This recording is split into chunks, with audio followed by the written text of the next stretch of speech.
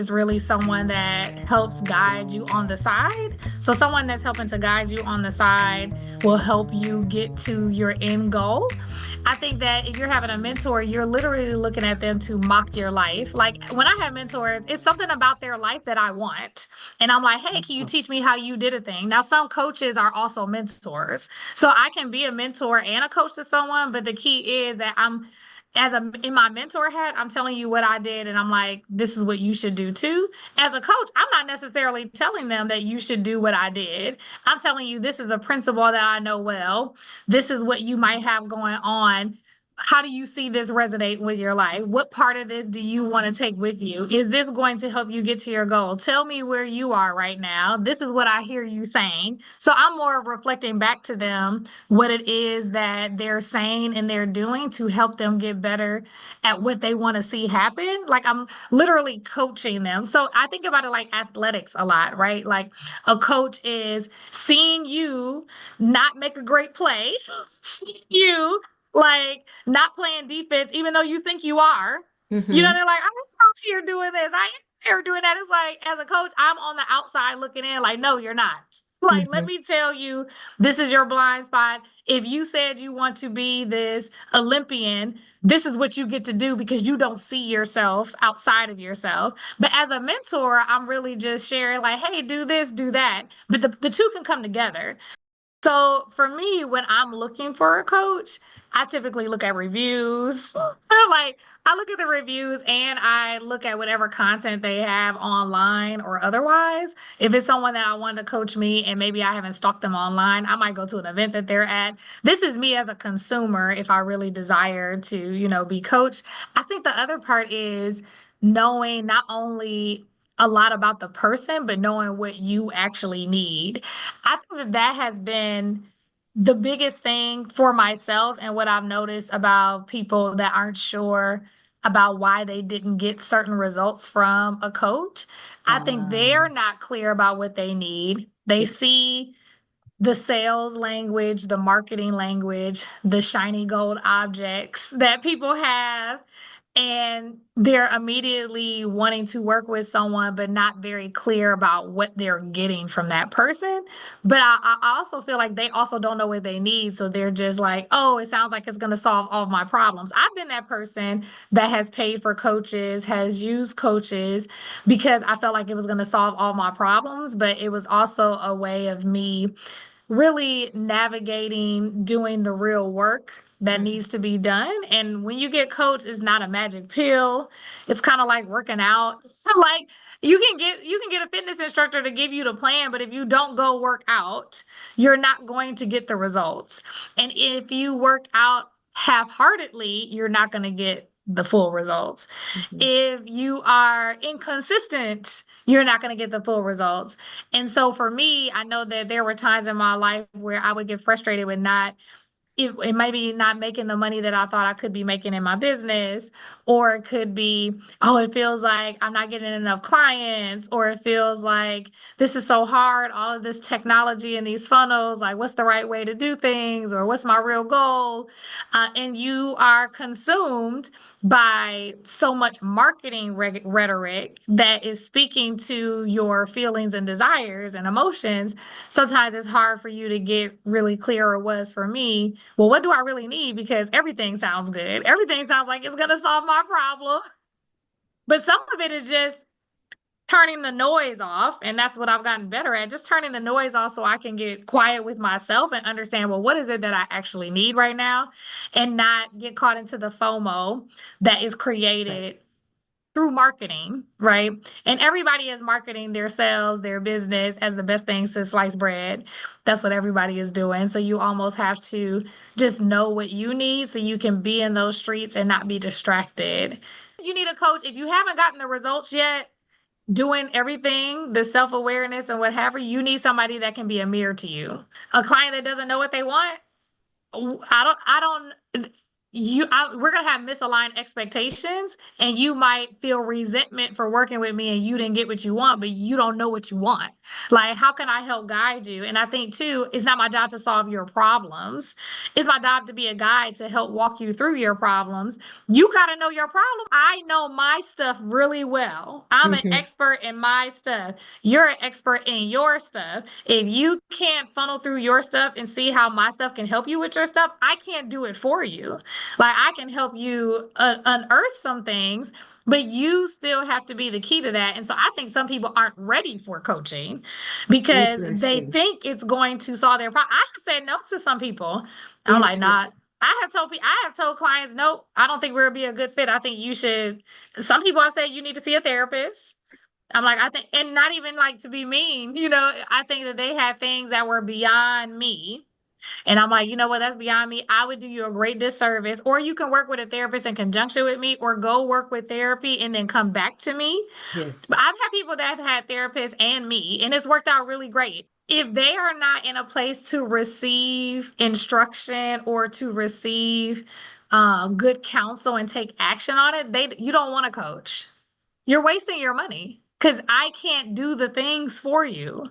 I contract with organizations that subcontract me to coach. And a lot of the people I work with are Black women, women of color overall, but I have a lot that are Black women. And a lot of them have similar issues in corporations. And one is feeling like they have to overwork, like feeling like they're overworking themselves. And some of it is speaking their truth in spaces and being able to do it with men, whether it's white men or men of any, background. And then some of it is just that seniority piece, like it not feeling like I have to validate myself more. I have to prove myself before I can do X, Y, and Z. And I've had to do a lot of helping people unlearn the external validation that they continuously seek from people versus when you step into a space that I don't have anything I have to earn. I'm already worthy. I'm already ready. How did you unlearn that? Look, brick by brick. Brick by brick, and I honestly I had coaches that helped me. I had coaches that helped me along the way. I will say that being in this personal development, learning, leadership development, so personal and leadership development space, I'm like a nerd about self-awareness, and I'm a nerd about habit change, and I'm a nerd about mindset shifting. I'm a nerd about all these things. And because I'm a nerd about all these things are things that I typically kind of take and practice. So once I read it, I'm like really quick to say, like, you know what? Let me practice this, because I definitely want to be that mirror for other clients. Like when I work with clients, I want to be able to say, I did that. And this is something I think might be helpful because I see you experiencing the thing I had, which can be a mentorship, kind of like way of framing. But when I'm coaching them and I hear them saying it, I'm going to ask them questions based on, oh, this sounds like something I just experienced. So, like, I already know where you're going. Do you have Mhm. examples of how you dealt with situations where there's been blatant racism? Oh yeah. Yeah, I got a couple. So the one that there's two, but one that was the most like I think apparent is I had to speak somewhere. I had to speak at an organization where I was the only person that looked like me in the whole organization. No one else looked like me. In the whole organization, I was there to do a keynote, and it was an organization I was not familiar with. They were actually a client of mine through the organization that I was working with full time. They were a client of mine for a long time. And so after the keynote, I walked out and a white woman patted me on the head. I had my hair in braids. And they're like, oh, you did such a good job, blah, blah, blah. And it happened so fast that I didn't even, you know how you like, did that really happen? I was like, did this really happen? And so that experience alone, like after that happened, I had to keep working. Like I literally I was going from a keynote to a breakout session to go work. And I did two back-to-back breakouts. I was like, it happened so fast. And it was one of those things where it's like, I didn't even want to go back to the woman because I don't like saying things after the fact because now it's just my word against theirs. Or, oh, I didn't, all the reasons for somebody to say it didn't really happen. She wasn't my superior. She was, a colleague, but she was responsible for making this engagement happen. I was literally going there to talk about equity. Equity, literally, that's what's funny. I was literally going to talk about equity, but because there was so much political whatever in this town, village, city, she asked me to take the word equity out of all of my talking points and use the word equality. And I pushed back. They asked for this. So I'm not going to change it because now they're nervous about what people in the community are going to say if they're trying to be safe. This is not about being safe. You should know they weren't ready for it. So this is another example of people need to know if they're ready for a thing. Like, don't ask me Mm. to come do something and you're not ready for it. Like, and this is a message I even say to people that are bringing things into their businesses.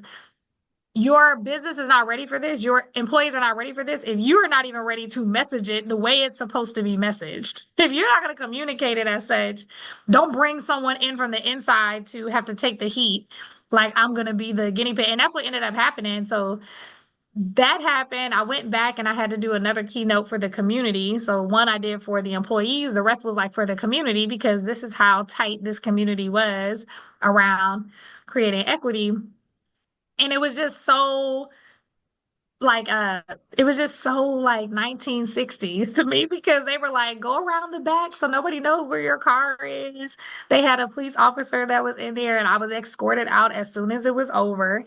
It was that weirdness, and this was like post George Floyd. And it's like there are more clients, there are more people in the world that would want to buy from you. You don't have to like be hounding on the one person that you have the era because you need a check. You know what I mean? The feeling of I'm alone, the feeling that I don't have anybody with me, those are all feelings that we create, and those feelings have created our world. So our perspective is I'm by myself, I'm alone, I don't have. So all of that is affecting how you are interacting with these people because you have this core belief that I'm alone, nobody's supporting me, I don't have anybody around me, and that comes out in the way that you're acting, in the way that you're getting, the way that you're receiving things. That's the perspective. So first off, I'd be like change your perspective. So like we get to decide that I'm not alone. Let's find people that are in my space because even if like I'm the only Black person, I never felt alone in that space. I never felt alone when I was around those people because I was being my full self. I was like Oprah to these people. I was being my own. I used to say that. I was like, I'm Oprah to these people. They love me out here. So I never felt alone, air quotes. And then I had coworkers, even if they weren't there, I had virtual coworkers I could call. You can have a community when you desire a community. I think when people don't have a community, I think they spent so much time dwelling on the fact that community does not exist or seeing everything that they see that it's almost telling your brain that it's not there. So you almost have to retrain your brain to see what you don't see. It's almost like you got to start looking up instead of looking down at your feet the whole time. It's like start looking up. Start looking up out of the hole that you're in because when you're in a state of something, that is all you see. You see the state. I think depression people can resonate with, like when people are in depressed mindsets, all you see is depression. Like, can't nobody tell you that this world don't suck. You know what I'm saying? Like, nobody can tell you that. So that would be the first thing is like, okay, get your mind out of the gutter. Like, get your mind out of the hole. Because when you get your mind out of the hole, you're going to start seeing mentors. You're going to start seeing people. You're going to have different words to say when you pull yourself out. How do you pull yourself out? You got to start saturating yourself in the thoughts and the feelings associated with what you want to see more of. If you want to see more mentorship, if you want to see more support, okay, what podcasts are you listening to? What are you reading? Who are you talking to? You probably go, people that feel like that probably go home every night and talk to people and complain about they don't have nobody. This is your rhetoric. This is the world you're creating in your world. So start having some new conversations. Start thinking about who do I have? Start getting grateful about what is around. Like that is the first thing. The second thing is like when you decide that it's available to you, get creative about finding it. Get out of yourself and out of your feelings and out of your pride. Start making phone calls. Start getting into some associations. Start talking to people. Start getting people in the circle that you now want to create versus spending your time complaining that it doesn't exist. But you got to get over yourself, and you got to heal from whatever wounds you have from not having it all this time because you also want to be the person that people actually want to have in a circle. And I could Mm-hmm. imagine that there's a woman saying, no, Yep. no, I am the only Black person in this organization. And Mm-hmm. yes, there is racism and implicit bias. And no, Yep. I'm not making this up. This is Yeah. real. Mm-hmm. And it is, and I never said it wasn't real. What I said was not real is you are not alone. I did not say that racism wasn't real. I just told you a whole story. So like I know it's real. I know things are happening. And that's the thing about thinking about what's in your circle of control. So what is in your circle of control? You can't, I mean, you can leave your job. That's a circle of control. Like if you don't want to be in that space, get out the space. But Not what an option. Not an you option for many women, you it know. but that's perceived. I would say it's perceived. It's a perceived option because I didn't think I had anywhere to go when I was stressed out at my job. I remember being on the phone with my Black coworker and I was complaining about traveling all the time. I was tired. I ended up having high blood pressure for a season and I was like, I don't know what else am I going to do, whatever. And she was like, well, if you hate it that much, why don't you quit? And that's when I was just like, not that I can. I was like, I actually like my job. Because she was like, well, then create a world where it doesn't feel like it's stressful all the time. Like, this is literally what a Black woman told me. Like, a Black woman that I work virtually. So when people say they alone, alone is alone. Like, I mean, alone is a concept, so to speak. You can, nobody, I didn't go to no office. I've been working virtually for years. I was traveling by myself. I was in these streets by myself. So when people say they went, it's just me, it's just it's like in most of the spaces I'm going to, it's just me. But I created a community outside of my apartment and outside of my car and my airport that consisted of Black women or coaches or Black people or people that I trusted that can help talk me off a ledge. You get to create that. We live in a society where it is global. When people say they are alone, I'm not saying that they should be blaming themselves. I'm the first one to be like, stop blaming yourself. Like, don't shame yourself. Just acknowledge that if I want to get out this hole, I can. You can get out the hole. This is why I'm a coach. You can get out the hole. You can get out of it. You don't gotta blame yourself. It just is what it is. Like when I was all sad, walking around talking about my job get on my nerves. I can't wait to get out of this. Like all the things. I can decide that I don't want to be in this hole no more. Like that's just the reality. I can decide I can stay there or I can decide. I don't have to blame myself or shame myself for any of the time. That's the beauty of you have to be in that circle of control. So and I teach this when I do trainings. When you're in your circle of control, you have the power of decision. You can decide how long you want to be sad. You can decide how long you want to be frustrated. You can decide how long you want to be, happy. We can decide. You know why I know? Because everybody get mad at somebody at some point. I know I get mad at people, but I've also decided I don't want to be mad at them no more. Just sometimes it'd be like, you know what? I think I'm over this. Like, I think I'm fine. And it's nothing miraculous. It's a decision. It's a decision. And it doesn't mean suppress your feelings. I don't think you should suppress your feelings. I think you need to feel all your feelings. And you can decide how long you want to sit in your feelings and how long you and people do it all the time. And so when we say we feel a certain way, it's not wrong. I just want to give people the power to know you can decide to change it. You can, period. You can. You can decide to change it. You either longer or shorter, but you can decide. Now, if somebody is feeling blamed, then they might not be ready for coaching. Maybe they need a therapist. And I don't mean that as like a bad thing. They might need some real life inner healing that is beyond me. And I don't think it's wrong, but I think that's a part of knowing what you need. If you're in a deep-seated feeling depressed about where you are, you might need a therapist. You might not need a coach because if somebody's going to pull you out the ground, you might feel like it's too much because why do I have to do all the things? Hmm. I've been with people that are like that. Like, why does it feel like I got to do it? Then I might not be the person. Maybe you have some healing work to do, and I might not be the person to help you through that. That's just real talk. So, as a Mhm. coach, I feel alone in this corporate world. Yep. I don't have a mentor. I see white men advancing Hmm. that shouldn't really be advancing, and I seem to be ignored. Okay. Okay. Yep.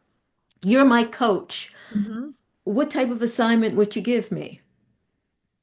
So it wouldn't be an assignment right away, but the first we would have a conversation. So it would be an hour of talking through. So what I'm giving you is like just my straight up thought. If I'm walking somebody through a journey, I would have them tell me more of what that means. Tell me more of what that means that someone is getting what you didn't get. Because my whole thing is I want to get to the core of what does she want? Mm, I want to know what you want because I don't care about what other people getting. I want you to know what you want. I want you to hear what you want because I want to say it back to you. And I'm like, so I would want to know, like, okay, what are they getting, or what do you what is the operate? So I always want to put it back on you in the sense of this is not the shame game. This is like I want to hear where you coming from.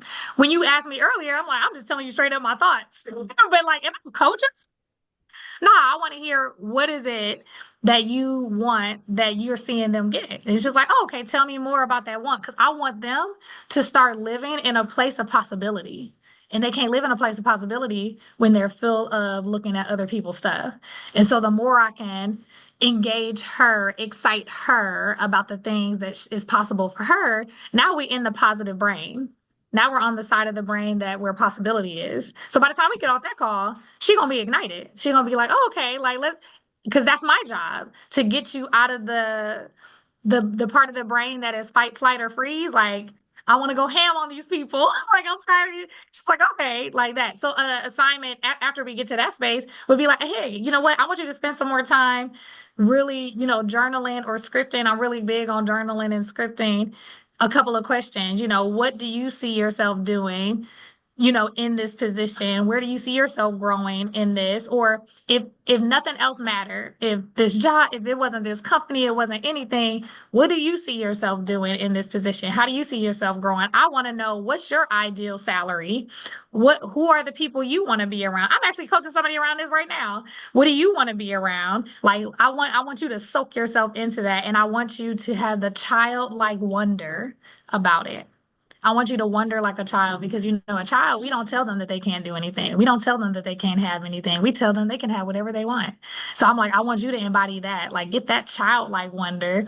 And even if it sounds funny, write it down anyway, because I want you to start imagining and start creating that desire, like rolling that desire over. Because when we start doing that, that's when we start taking action aligned with desire because now we're filling ourselves with it. If someone was saying that they felt overwhelmed and unsupported, the first thing that I would say to them, or what I would want them to hear, is that life is always here to support you. The breath that's coming through your body right now is supporting you. Like your body is present for you to support you, that there is everything in life is here to support you. And so I want them to know like support is all around you. If you don't feel it right now, we got to practice feeling supported. So let's practice support even in our breath. Let's practice support standing up straight, feeling our spine support our bodies. Let's practice feeling support all around us so that we can start feeling more supported. Because I do believe thoughts, feelings, actions, the thoughts create feelings. If we have a lot of feelings of not feeling supported, we have practiced those feelings and they're now living in our body. So, how do we embody feeling supported when we haven't practiced it often? So, let's practice that by the small things. And so, I would want them to know that that's all around you and that you can have whatever you desire when you're ready. And it's like, if you're ready now, let's start moving down ready. I don't look at the rejection or the no or the brief feeling of not having something that I couldn't have it. And I don't blame myself for it either. I just, mm. I don't, but I've practiced this for a long time. So there's some nuances that come with even thinking this way. And, one of the nuances that everything works out for me. Everything works out for me all the time. So it's like if something didn't happen, it's like I can have everything I desire when I'm ready. I'm ready to be married right now. Where my husband at? But I'm not blaming myself. You know what I'm saying? Like, I feel like it's coming in its own time, but I'm ready now and I've already decided that it's mine. Same thing with millionaire status, net worth, moving to Madrid. Like I wasn't there yet. I'm not gonna be there for 6 months, but I'm like, okay, well, it's mine because I desired it, and I'm like, I'm ready for it. I'm gonna start making the plans. I'm still gonna be making the plans, even if something ain't in front of me. But that's just that. Very Everything works interesting. out for me. Everything is a gift and an opportunity. I'm working through like no longer being embarrassed or shaming myself for making mistakes, or if something doesn't happen, it doesn't mean it happens for my good. Most one-on-one coaches, it can range from, $50 to $500 an hour, depending on who you're working with.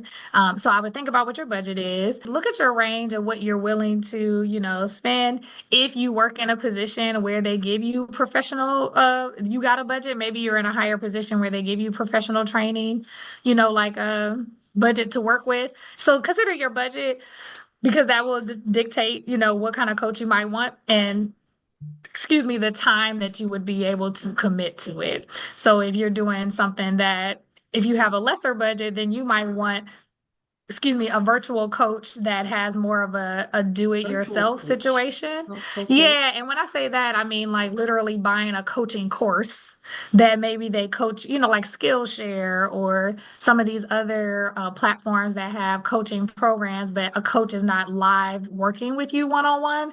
You are in a coaching course and you're doing the assignment. So that's more of a class, but that could be. Another one is like Fiverr. Fiverr might have some coaches. That's like a freelancing platform, and they typically have a lower range. And then there are some coaches you can find on ICF. You can actually search for those. And then there are some other platforms I've seen online that you can really just search and be able to say what your budget is. And so that way you can, find something that is within your budget. Because I also would consider like, what is it that I want? And so what I mean by that is it finding purpose? Is it managing my time? Is it negotiating salary? Is it I want to launch a business? Is I want to be married? I want to be in a relationship. I want to, lose weight. Everybody is looking for some kind of outcome. So just considering what that outcome is. And then the last thing I would say is like, what is your level of readiness to see the change? What's your level of readiness? Scale to 1 to 5. One, like, I ain't really ready to change, but I'm kind of exploring. And you need to go read a book because you don't want to waste your money. Don't waste your money like hiring a coach. And then you be like, well, nothing changed. But if you're like a 5, like, I'm ready for this to change. It's if I found the magic, pill on somebody that can walk me through it, then I'm good, because coaching is accountability. When you come back to them, they're gonna want to know, like, okay, how was the homework? Did you get it done? Like, tell me what's good. Biggest misunderstanding is that they're like the answer to all of your problems. Because, like I told you earlier, I don't think everybody needs one. I think sometimes we get it and it just confirms things that we already knew and we just didn't do. Or people get it and they don't use it, or they use it as a crutch. I've done that before. I've had a coach and I felt like I was moving my business along because I had a coach, like you said, it was like it was the FOMO thing to do. And it was like I got done with the program and I'm like, dang, I really didn't finish doing all the things. Like I didn't really take advantage of it as I did. So I think that sometimes there's a myth, or I had this myth of like, if I purchase this and I'm just under their tutelage, something will rub off on me and I'll all of a sudden magically have all the things that I think I would have after working with them. And that's not necessarily true. It's still a journey. I think sometimes we sell the end goal so much that people think after working with you, they're going to have that same end goal, when the end goal is the journey. The end goal is where you are right now, and you're going through the process and you're starting the process. I think about it like losing weight. Like you get, fitness coaches and things like that, and you see them being slim and you see them being muscular and all the things. When at the end of the day, they didn't start off like that and it didn't take them 60 days. It's a lifestyle for them now. And so some people, even if they lost 10 pounds, they feel defeated because they don't look like what they see in front of them. So I think just having a better conscious way of knowing that I'm in a process, I'm in a journey, like all because I don't see the physical manifestation of the end of it doesn't mean it's not happening. It's not turning over for me. And so I think Hmm. that that's a myth, because I was just telling the client not too long ago, like a runner doesn't not call themselves a runner because they fall off their running game for 2 days. They're still a runner. It's like I just didn't do it for 2 days. And I think sometimes when we're starting something new, we feel like failures or we feel like hypocrites because, we fell off our routine for a week. And it's just like, I mean, everybody does that every now and then. That doesn't mean you're not walking in that journey. So I think, a coach is not going to change that. It is a process that we get to keep working through. So Hmm. if someone's listening to you and is Yeah. overly impressed, how can they find you? And are you available to mentor, or how would that work if someone was interested? Yeah, I love that. So they can find me on www.desireecocroft.com on my website, or they can find me on LinkedIn. I spend a lot of time on LinkedIn. That's where I am on social media the most. And I have a YouTube channel, Desiree Cocroft. I take some one-on-ones, but right now I'm doing more group coaching, especially because I'm gonna be in Madrid. It's easier for me to do group coaching while I'm in Madrid. So if anybody's interested in that, they can definitely find me on my website. They can email me at hello@desireecocroft.com or hit me up on LinkedIn. I'll be doing more group coaching in the next couple months because of my travel. It just makes more sense. I have one-on-ones right now, but I'm almost at the cutoff point. Like, okay, we can't keep doing this. This next one that I'm doing is similar, but I'm going a little deeper. The next one I'm doing is going to be like a 16-week course. And yeah, so this one was 8 weeks, 16 weeks, especially because I'm going to be traveling. So I wanted to work with the same group for a while. And this one is called Soft Life CEO. And so that is people that want to be the soft life CEO of their own lives. So whether they work full time or they have a business, how can they be soft and bold? How can they lean back in their feminine energy and also be bold and be the boss in the room when necessary? So part of the class we're going to be talking about is a lot of mind shifts. So I'm a positive intelligence coach, and so I use a lot of positive intelligence frameworks, which have to do with neuroscience and just rewiring our brain to be more positive psychology thinking, which is why I think a lot the way I think.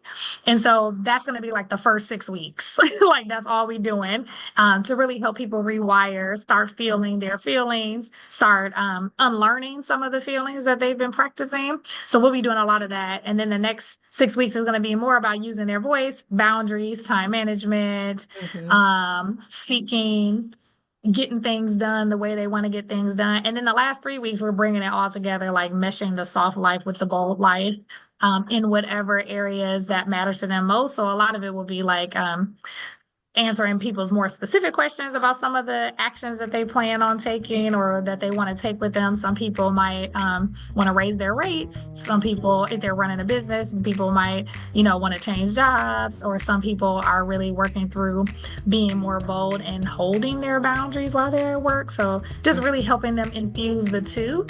So that's what that time is going to be about. I'm really excited about doing this one. Executive coaching isn't magic, but it can be a mirror, a map, a motivator. If you're considering it, don't get caught up in the hype or hustle culture. Get clear on what you want and find someone who helps you to go deeper, not just faster. That's when it's worth every penny.